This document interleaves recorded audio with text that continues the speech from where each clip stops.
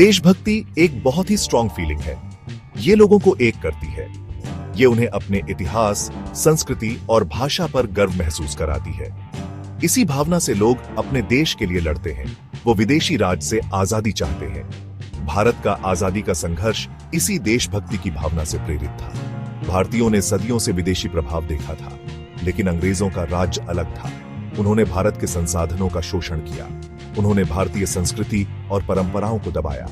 इस अन्याय ने भारतीयों के दिलों में देशभक्ति की आग जलाई। यह निबंध भारत के आजादी के संघर्ष की कहानी बताएगा। इसमें मुख्य घटनाओं और महत्वपूर्ण लोगों पर चर्चा होगी। यह बताएगा कि कैसे आजादी की चाहत ने 1947 में भारत को आजादी दिलाई। ब्रिटिश ईस्ट इंडिया कंपनी धीरे धीरे भारत पर कब्जा करने लगी। वो व्यापार के लिए आए थे, लेकिन धीरे धीरे उन्होंने जमीन और संसाधन हड़प लिए। इससे भारतीय राजाओं और आम लोगों में असंतोष फैल गया। 1857 का सिपाही विद्रोह एक महत्वपूर्ण विद्रोह था। यह ब्रिटिश सेना में भारतीय सिपाहियों के विद्रोह के रूप में शुरू हुआ। यह जल्दी ही पूरे उत्तर भारत में फैल गया। हालांकि अंग्रेजों ने विद्रोह को दबा दिया, लेकिन इससे ब्रिटिश राज की कमजोरियां सामने आ गईं। इस विद्रोह का दीर्घकालिक प्रभाव पड़ा।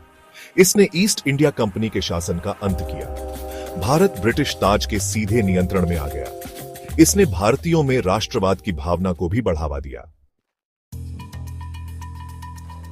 19वीं सदी के अंत में भारत में संगठित राष्ट्रवाद का उदय हुआ। शिक्षित भारतीय ज्यादा अधिकार मांगने लगे। उन्होंने अपनी बात रखने के लिए संगठन बनाए। भारतीय राष्ट्रीय कांग्रेस यानी आईएनसी का गठन 1885 में हुआ। इसने भारत के स्वतंत्रता संग्राम में महत्वपूर्ण भूमिका निभाई। आईएनसी ने शासन में भारतीयों की भागीदारी बढ़ाने की वकालत की। उन्होंने ऐसे सुधारों और नीतियों की मांग की जो भारतीयों के लिए फायदेमंद हो। सामाजिक सुधारकों ने भी महत्वपूर्ण भूमिका निभाई।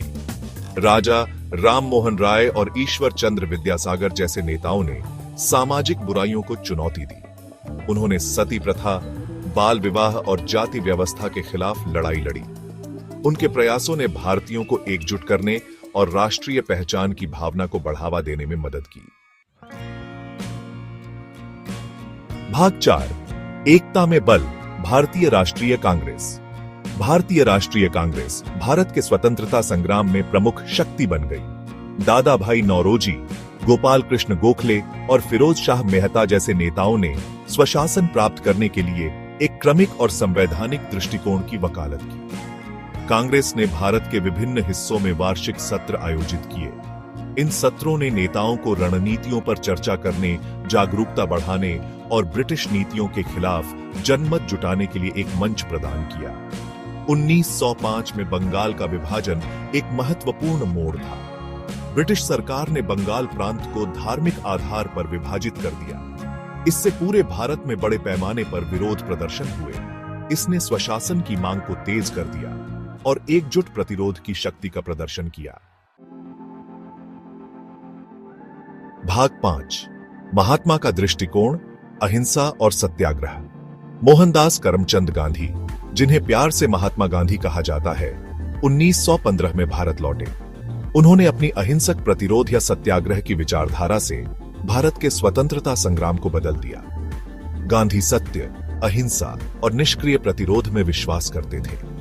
उन्होंने 1920 से 22 तक असहयोग आंदोलन और 1930 से 34 तक सविनय अवज्ञा आंदोलन जैसे जन आंदोलन शुरू किए। गांधी के तरीके लाखों भारतीयों के दिलों को छू गए। जीवन के सभी क्षेत्रों के लोग स्वतंत्रता संग्राम में शामिल हो गए। उन्होंने ब्रिटिश सामानों का बहिष्कार किया, कर देने से इनकार कर दिया और गिरफ्तारियां दी। गांधी के सत्याग्रह ने भारत में ब्रिटिश शासन की नींव हिला दी। भाग 6, एक राष्ट्र का गुस्सा। भारत छोड़ो आंदोलन। 1939 में दूसरा विश्व युद्ध शुरू हुआ। भारतीय नेताओं से सलाह किए बिना ब्रिटिश द्वारा भारत को युद्ध में घसीटा गया। इससे भारतीय जनता नाराज हो गई। 1942 में कांग्रेस ने भारत छोड़ो आंदोलन शुरू किया। इसने ब्रिटिश शासन के तत्काल अंत की मांग की। गांधी ने करो या मरो का नारा दिया। अंग्रेजों ने क्रूर बल से जवाब दिया। हजारों लोग जेल गए और कई लोगों ने अपनी जान गंवा दी। भारत छोड़ो आंदोलन एक महत्वपूर्ण मोड़ था। इसने भारतीयों की अटूट भावना का प्रदर्शन किया। इसने अंग्रेजों को यह